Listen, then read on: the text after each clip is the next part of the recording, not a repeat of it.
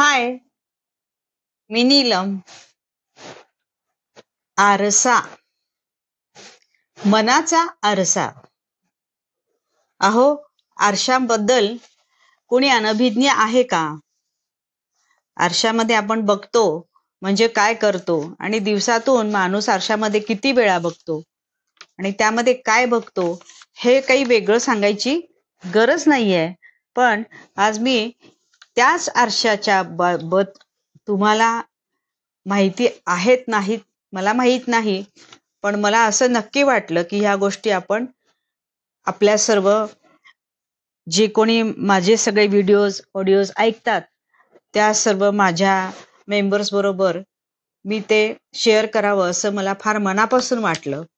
आणि म्हणून मी आज जरा थोडंफार तुम्हाला आरशासंबंधी सांगणार आहे. तर तुम्ही तुमच्या घरातला एक आरसा निवडा आणि तिथं तुम्ही काही वेळ एकटं राहू शकता.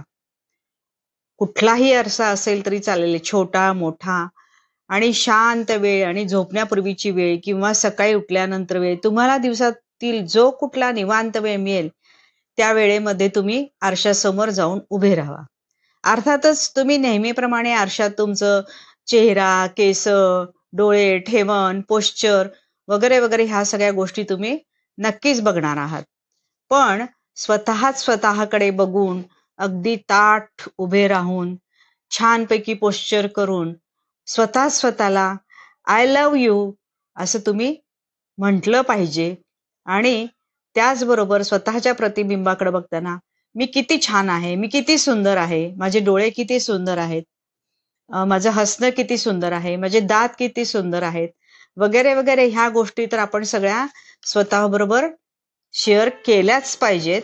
पण त्याचबरोबर स्वतःकडे डोळ्यावर लक्ष केंद्रित करून तुम्ही अगदी आपल्या स्वतःकडेच अगदी हसतमुख चेहऱ्यानं एकटक बघा आणि मग दीर्घ श्वसन करा, एक डीप ब्रीदिंग करा, थोडस थांबा, तुमचं मन शांत होईल.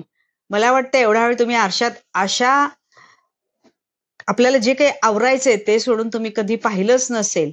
तर आता मी ज्या पद्धतीने सांगते त्या पद्धतीने तुम्ही बघा आणि मग त्याच्यामध्ये आता आपण पॉझिटिव्ह अफर्मेशन्स घेणार आहोत.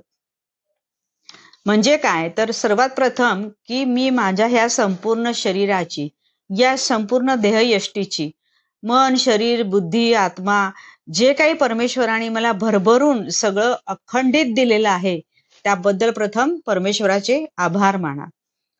त्यानंतर मला उत्तम बोलता येतं, माझे सगळी ज्ञानेंद्रिय एकदम सुव्यवस्थित आहेत, मला जे हवं ते माझा विचार करून त्याप्रमाणे मी ते करू शकते आणि माझी इच्छा जी काही आहे त्याप्रमाणे माझ्या आयुष्यात आजपर्यंत मी करत आलेले आहे, करते, विचार करू शकते, एक्सप्रेस करू शकते, त्याच्यासाठी कष्ट करू शकते. हे सर्व जे काही मला परमेश्वरानं दिलेलं आहे किंवा जी कोणी अज्ञात शक्ती आहे, आपण त्याला कोणी ब्रह्मा म्हणेल, कोणी काही म्हणेल, तर त्या ब्रह्मदेवाचे आपण मनापासून आभार मानून त्याच्यासाठी आपण पुढच्या अशा अफर्मेशन्स घ्यायच्या आहेत की सगळ्यात पहिल्यांदा मी आरशात पाहिलं की माझा आत्मविश्वास वाढतो. I am happy, healthy, strong and stout. त्याचबरोबर माझं आयुष्यात जे काही एम आहे ते डोळ्यासमोर आणून आपण ते चलत चित्रपटाप्रमाणे बघून ते अचीव केलेलं चित्र बघायचं आहे. आणि त्याचबरोबर संपत्ती, मान, हे जे काही आहे ते सर्व माझ्याकडे आकर्षित होत आहे. ते सगळं मला जेवढं आणि जशा प्रमाणात हवं आहे तसं मिळतं आहे. मी माझ्या कुटुंबाबरोबर खूप आनंदात आहे. माझे मित्र मैत्रिणी, माझे सहचरी, माझे आत्मस्वकीय ह्या सगळ्यांच्या बरोबर माझं आयुष्य अगदी सुखा समाधानात समृद्धीत चाललेलं आहे. सर्व फॅमिलीज खूप आनंदात आहेत. प्रत्येकाला आयुष्यात जे जे हवं आहे ते मिळतच आहे. आणि माझं तर माझी प्रकृती किंवा माझा आनंद, माझ्या आयुष्यात असणारं सुख, शांती, समाधान, हे सर्व काही मला जेवढं हवं तेवढं भरभरून मिळत आहे. ही वाक्य आपण स्वतःसाठी किंवा तू किंवा तुम्हीसाठी अशा आपण वाक्यप्रयोगामध्ये करून सुद्धा वापरू शकता. आणि ही वाक्य मनातल्या मनात म्हणण्यापेक्षा मोठ्याने आपल्याला स्वतःला ऐकू येतील अशा पद्धतीनं म्हणावं. थोडक्यात काय की तुमचं पुढचं जे काही टार्गेट आहे ते टार्गेट अचीव करण्यासाठी तुम्ही अशा जर ॲफर्मेशन्स सकाळी किंवा संध्याकाळी दिवसभरातून कधी पण 2-5 मिनिटे तुम्ही जर हा प्रयोग केला तर तुम्हाला जे काही आयुष्यात हवं आहे ते नक्की होतच होतं.